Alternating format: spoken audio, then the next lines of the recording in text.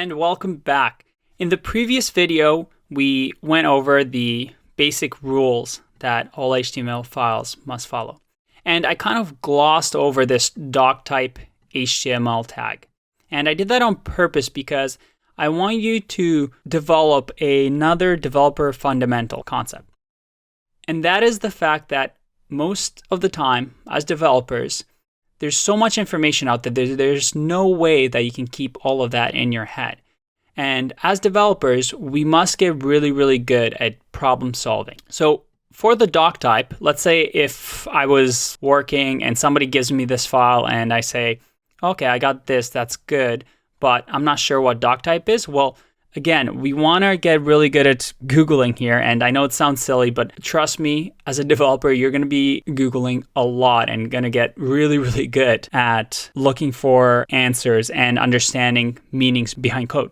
So if I go into doctype HTML and we Google that, one of the first things we get is the EE3 School. And this is a resource that I highly, highly recommend. It will actually explain what the doctype is and even show you a demo of what it does. You can read into this and get more familiar with it, but the general rule and the concept behind doctype is that doctype says to the browser, hey, just a heads up, this file is going to use HTML5. And we'll get into what HTML5 is, but right now HTML has evolved from back in the day when Tim Berners-Lee invented it to where it is now, and it has developed and evolved so that it has a few more tags, it has a few more features, and this is the way for us to say, hey, browser, we're going to be using HTML5, so please make sure that you load the website properly. And we'll get into what those new tags are and some of the new syntax is. But again, most likely in your day-to-day job, you're going to be writing this at the top because we're writing in HTML5.